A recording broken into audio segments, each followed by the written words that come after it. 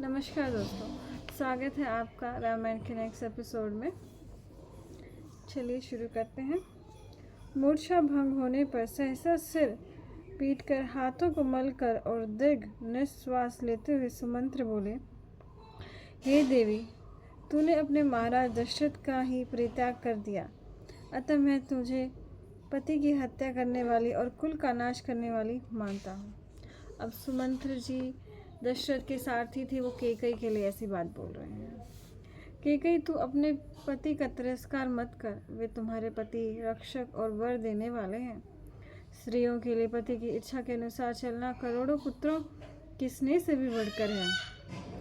देखो, राजा के मरने पर राज्य का स्वामी अवस्था अनुसार ज्येष्ठ पुत्र होता है। क्या तुम महाराज दशरथ के जीवित रहते ही इक्ष्वाकु कुल की इस प्राचीन व्यवस्था का लोप करना चाहती हो? अच्छी बात है, तुम्हारा पुत्र भरत राजा हो और वह पृथ्वी पर शासन करे। हम लोग तो वही चाहेंगे जहाँ श्री राम जा रहे हैं। मुझे बड़ा आश्चर्य यह है कि तुम्हारे इस दुष्टाचरण को देखकर भी यह पृथ्वी फट क्यों नहीं जाती। कौन ऐसा मूर्ख मनुष्य होगा जो मधुर फल देने वाले आम के पेड़ की कुल्हाड़ी से काटकर उसे कड़वे नीम के पेड़ को सींचेगा, जो दूध से सींचने पर भी कभी मीठे फल नहीं दे सकता, नीम से कभी मधु नहीं टपकता। यह लोकोक्ति ठीक ही है। यही कारण है कि जैसी तुम्हारी माता थी वैसे ही तुम निकली।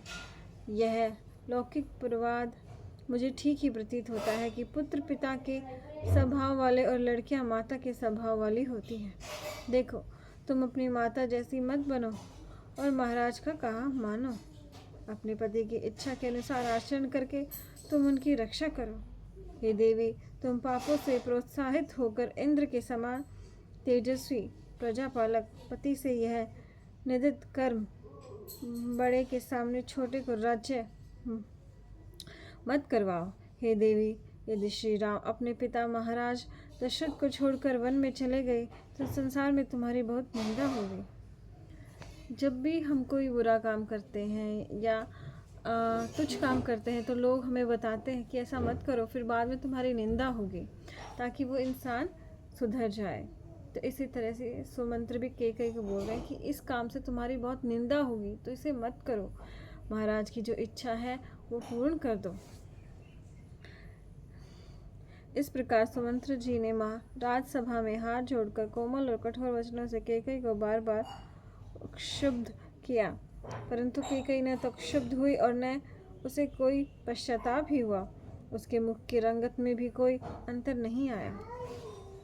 जब सुमंत्र के कहने सुनने का भी केकई पर कोई प्रभाव नहीं हुआ, तब अपनी प्रतिज्ञा से दुखी इक्ष्वाकु वंशी महाराज दशरथ गरम आहें भरते हुए सुमंत्र से बोले, हे सुमंत्र, श्री राम के साथ जाने के लिए विविध प्रकार के रत्नों से युक्त चित्ररंगनी सेना शीघ्र तैयार करो।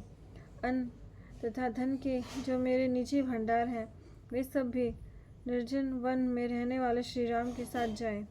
महाराज के ऐसा कहने पर केकई का मुख सूख गया और वह महाराज के सम्मुख यह वचन बोली, हे साधो, सारहीन सुरा की भांति धन धान्य से रहित जन शून्य अतः उपभोग के अयोग्य राज्य को भरत नहीं लेगा।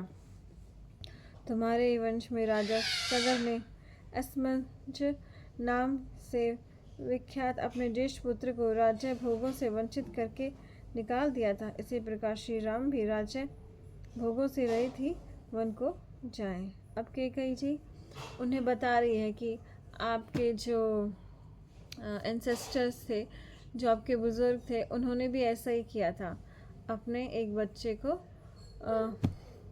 देश निकाला दे दिया था, पर वो तो बहुत ही निकम्मा बच्चा था, इसलिए ऐसा किया गया था। लेकिन श्री राम तो सारे गुणों से युक्त हैं, फिर भी उनके साथ ऐसा क्यों हो रहा है? केकई के ऐसा कहने पर महाराज ने कहा, तुम्हें धिक्कार है। वहाँ बैठे हुए अन्य लोग भी केकई की इस बात को सुनकर लज्जित हो गए, परंतु केकई तनिक भी लज्जित न हुई। कहने वालों को शर्म आ गई, लेकिन उसको कुछ नहीं आई। तब वृद्ध पवित्र आचरण वाले और महाराज के अत्यंत प्रिय सिद्धार्थ नामक सचिव ने केकई से कहा, हे देवी, असमंजस और राम की क्या तुलना। असमंजस तो बड़ा दुष्ट बुद्धि था।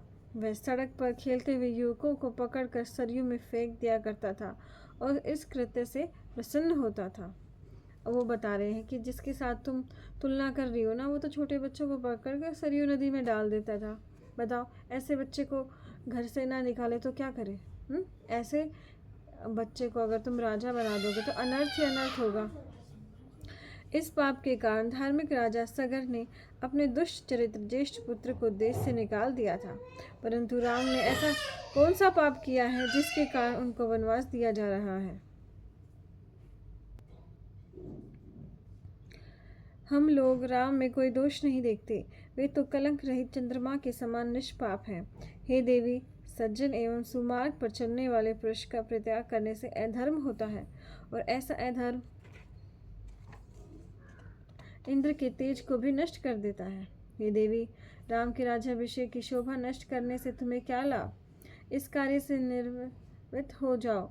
हे सुमुखी, तुम्हें लोकापवाद से भी बचना चाहिए। सिद्धार्थ के ऐसे वचन सुनकर महाराज दशरथ ने शोक से विकल हो बहुत धीमे स्वर में कैकेयी से कहा, हे पापिन, तुझे सिद्धार्थ की बात भी अच्छी नहीं लगी। मेरी और तेरी भलाई किसमें है, तुम यह भी नहीं जानती।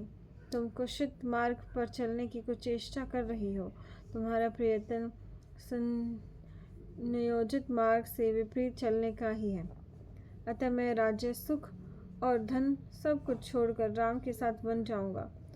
तुम अपने पुत्र भरत के साथ सदा के लिए सुखपूर्वक राज्य का उपभोग करो।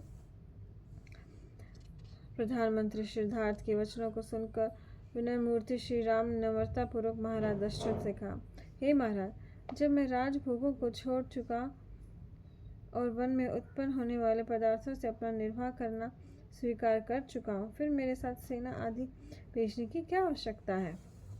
जो मनुष्य हाथी दान करके हाथी बांधने की रस्सी न देना चाहे, तो उस उत्तम हाथी देने वाले को रस्सी की ममता से क्या लाभ। हे सज्जन श्रेष्ठ जगन्पति, मुझे सेना से क्या प्रयोजन। यह सेना आदि सब कुछ मैं भरत के लिए देता हूँ। मेरे लिए तो वकल्य वस्त्र मंगवा दीजिए। मुझे 14 वर्ष तक वन में रहना है, अतः कंदमूल फल खोदने और काटने के लिए मुझे एक कुदाल और एक टोकरी मंगवा दीजिए, जिससे मैं अब शीघ्र वन को प्रस्थान करूं। उस जन समुदाय के बीच में निर्लज कैकेयी स्वयं वक्ल वस्त्र ले आई और श्री राम से बोली, लो, इन्हें पहनो। पुरुष श्री राम ने कैकेयी से वक्ल वस्त्र ले लिए और अपने बहुमूल्य महीन वस्त्रों को उतार कर मुनि वस्त्रों को धारण कर लिया। लक्ष्मण जी ने भी पिता के सामने ही सुंदर वस्त्रों को उतार कर तापस वस्त्र धारण कर लिए। उस वक्ल को देख सीता ने अपने पति श्री राम से कहा, वनवासी मुनि वक्ल वस्त्र कैसे पहना करते हैं। तब इस कार्य में एक कुशल सीता उस वक्ल का एक सिरा गले में लपेट और दूसरा सिरा हाथ में पकड़ लज्जित हो वहाँ खड़ी रही। सीता की ऐसी दशा देखकर धर्मात्माओं में श्रेष्ठ श्री राम ने तुरंत उसके समीप आकर रेशमी वस्त्रों पर उस चीर को स्वयं बांध दिया। सीता को चीर धारण करते किए हुए देखकर महाराज दशरथ के गुरु वशिष्ठ ने सीता को वक्ल वस्त्र पहनने के लिए बनाकर कैकेयी से कहा, यह दुर्बोध्य कुलकंकनी महाराज को धोखा देकर तू मर्यादा का उल्लंघन कर चुके है। अस्तु, जो हुआ सो हुआ, अब तो मर्यादा के भीतर रहो। हे दुशीले, देवी सीता वन को नहीं जाएगी, अपितु श्री राम के वन से लौटने तक राज सिंहासन पर बैठकर राज शासन करेगी। यदि सीता राम के साथ वन गई तो हम लोग भी नहीं, किंतु सारे अयोध्यावासी राम के साथ वन चले जाएंगे। भरत और शत्रुघ्न भी चीर धारण करके तपस्वियों के वेश में अपने बड़े भाई के साथ वनवासी हो जाएंगे। जब इस राज्य की भूमि मनुष्यों से शून्य हो जाएगी, केवल वृक्ष ही वृक्ष रह जाएंगे, तब कुटिल व्यवहार करने वाली प्रजा की अहित कारिणी तू अकेले वृक्षों पर राज्य करना। महाराज दशरथ द्वारा अप्रसन्नता पूर्वक प्रदत्त इस राज्य को भरत, यदि वह महाराज का पुत्र होगा, तो कभी भी ग्रहण नहीं करेगा और न तेरे साथ पुत्र वह व्यवहार करेगा। अब वशिष्ठ जी भरत जी के बारे में बता रहे हैं, अगर वो सच में राजा दशरथ का बेटा है तो वो कभी भी राज्य स्वीकार नहीं करेगा और तपस्वियों की तरह जीवन बिताएगा, जैसा कि बाद में हुआ भी। भले ही तू पृथ्वी छोड़कर आकाश में चली जाओ अर्थात मर जाओ, तो भी अपने कुल के आचार को जानने वाले भरत कुलाचार के विरुद्ध आचरण नहीं करेगा। अब वशिष्ठ जी बोल रहे हैं कि तू भरत को राज्य करने के लिए मना ही नहीं सकती है, वो कभी भी नहीं मानेगा। तुम भरत की भलाई सोच उसे राज्य दिला रही हो, परंतु तुम अपना अप्रिय ही कर रही हो, क्योंकि लोक में ऐसा कोई भी नहीं है जो श्री राम का अनुगामी न हो। मनुष्य की तो बात ही क्या, तुम देखोगे कि पशु, सर्प, मृग और पक्षी भी श्री राम के साथ बन जाएंगे। वृक्ष भी राम को जाते देख उनके साथ स्नेह में आसक्त होकर उनकी ओर झुक जाएंगे। हे देवी, चीर को हटाकर अपनी वधू को उत्तम वस्त्र और आभूषण दो, यह सीता चीर पहनने योग्य नहीं है। इस प्रकार कहकर वशिष्ठ ने सीता को चीर धारण कराने के लिए मना लिया। हे कैकेयी राजपुत्री, तुमने अकेले राम के लिए वनवास मांगा था, अतः सीता वस्त्र भूषणों से अलंकृत होकर वन में जाए और राम के साथ निवास करे। अब ये बोल दिया कि वनवास तो तुमने सिर्फ श्री राम के लिए मांगा था, इसलिए जो सीता माता है वो रेशमी वस्त्र और आभूषणों के साथ ही वन में जाएगी। विप्र श्रेष्ठ तथा अमित प्रभावशाली राजगुरु वशिष्ठ ने कैसा कहने पर भी सीता ने उस चीर को नहीं उतारा। उतारती क्यों? वह तो अपने प्यारे पति के समान ही वक्ल वस्त्र धारण कर वन में रहना चाहती थी। सनाथा सीता को अनाथा के समान चीर वस्त्र धारण करते देख वहां उपस्थित जन समुदाय चिल्लाया, दशरथ तुम्हें धिक्कार है।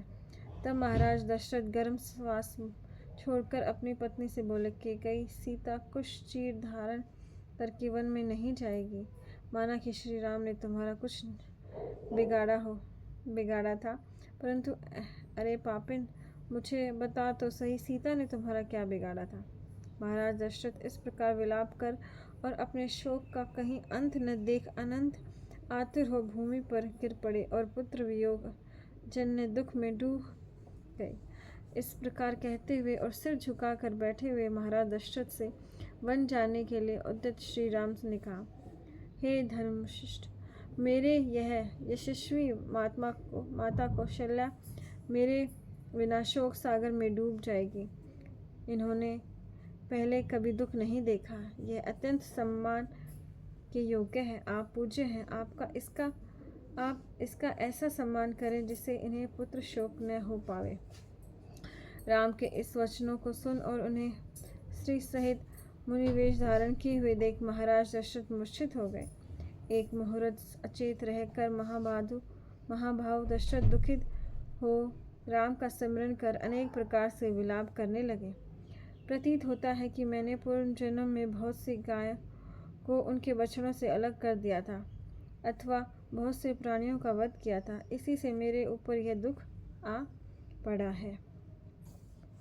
अब दशरथ जी सोच रहे हैं कि उन्होंने ऐसा क्या पाप किया था जो ऐसा उनके साथ हो रहा है। ऐसा कहकर महाराज के नेत्रों में आंसू भर आए। उन्होंने एक बार राम कहा, किंतु इसके आगे वे कुछ बोल न सके। थोड़ी देर में जब महाराज सचेत हुए तब उन्होंने आंखों में आंसू भरकर सुमंत्र से कहा, तुम उत्तम घोड़ों से युक्त सवारी के योग्य उत्तम रथ लाओ और महाभाग राम को उस पर सवार कर नगर से बाहर पहुंचा आओ। महाराज दशरथ की आज्ञा पाकर सुमंत्र शीघ्र ही घोड़े जोतकर अलंकृत रथ को वहां ले आए। उस स्वर्ण विभूषित और उत्तम घोड़ों से युक्त रथ को राजकुमार राम के साथ सामने खड़ा करके सुमंत्र ने हाथ जोड़कर कहा, रथ तैयार है। तदंतर महाराज दशरथ ने पवित्र आचरण वाले तथा देश काल के जानने वाले धनाक्षस को बुलाकर कहा, उत्तम वस्त्र और बहुमूल्य आभूषण जो सीता जी के लिए 14 वर्ष के लिए पर्याप्त हो, शीघ्र लाओ। महाराज दशरथ की आज्ञा पा धनाक्ष कोषागार में गया और निर्दिष्ट सारी वस्तुएं लाकर सीता जी को दे दी। उत्तम कुल में उत्पन्न तथा वन को प्रस्थान करने वाली सीता ने उन विचित्र और उत्तम आभूषणों से अपने शरीर को अलंकृत किया। जब कौशल्या ने उत्तम आचरण वाली सीता को हृदय से लगाया और उसका मस्तक सूंघ कर यह कहा, जो स्त्रियां पति द्वारा सदैव संस्कृत और सम्मानित होने पर भी विपत्ति काल में पति का आदर सम्मान नहीं करती, वे स्त्रियां अस्थि कुटला कहलाती हैं। कुटला स्त्रियों का स्वभाव ही ऐसा होता है कि पति की संपन्न अवस्था में सुख भोग कर भी पति की विपन्नावस्था में उस पर दोष लगाती हैं और छोड़ भी देती हैं। पलोटा स्त्रियां अत्यंत असत्य बोलने वाली तथा विकृत विचार वाली होती हैं। उनके मन की बात बड़ी कठिनाई से जानी जाती है। वे हृदय शून्य होती हैं और अपने को सदा यौन संपन्न समझती हैं। उनके संकल्प पापपूर्ण होते हैं। वे क्षण मात्र में अपने पतियों को त्याग देती हैं। प्रशस्त कुल किया हुआ उपकार, धर्म, विद्या, वस्त्र, आभूषणों का दान और वैवाहिक बंधन कोई भी बात इन कुलटा स्त्रियों के मन को वश में नहीं कर सकती, क्योंकि वे चंचल हृदय वाली होती हैं। सती, साध्वी एवं पतिव्रता स्त्रियां कुलोचित आचरण वाली, सत्य में आस्था रखने वाली, वेद के अनुसार आचरण करने वाली और शांत चित्त वाली होती हैं। ऐसी स्त्रियों के लिए उनका पति ही उनका सर्वस्व होता है। अतः वनवास के लिए उद्यत तू मेरे पुत्र राम का कभी अपमान मत करना, क्योंकि चाहे वह धनी है अथवा निर्धन, तेरे लिए तो वह देवता के समान ही पूज्य एवं मान्य है। तब सीता जी अपनी सास के इन धर्म और अर्थयुक्त वचनों को सुन कौशल्या के समस्त हाथ जोड़कर बोली, हे आर्य, आपने मुझे जो उपदेश दिया है मैं तदनुसार ही आचरण करूंगी। पति के साथ कैसा व्यवहार करना चाहिए यह मैं जानती हूँ, क्योंकि मैं माता पिता के मुख से यह सब सुन चुकी हूँ। हे आर्य, आप असती स्त्रियों के साथ मेरी तुलना न करें। जैसे चंद्रमा की ज्योत्सना से पृथक नहीं हो सकती, उसी प्रकार मैं भी धर्म से कभी विचलित नहीं हो सकती। जैसे बिना तार के वीणा नहीं बजती, बिना पहिए का रथ नहीं चलता, उसी प्रकार बिना पति के स्त्री भी सुख नहीं पाती, चाहे वो 100 पुत्रों वाली ही क्यों न हो।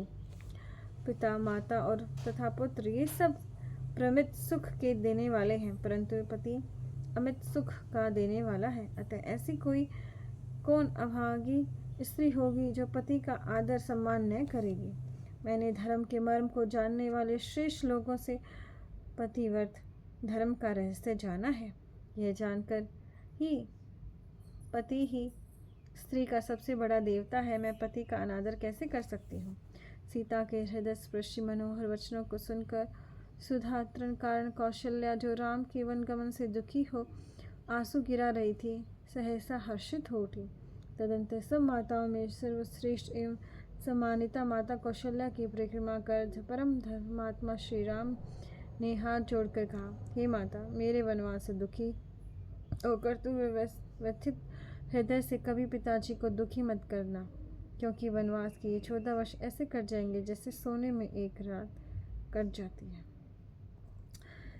तो आपने देखा किस तरह से बहुत ही दुखित मन से राम जी को विदा कर रहे हैं सब। तो आज के लिए इतना ही। बहुत बहुत धन्यवाद।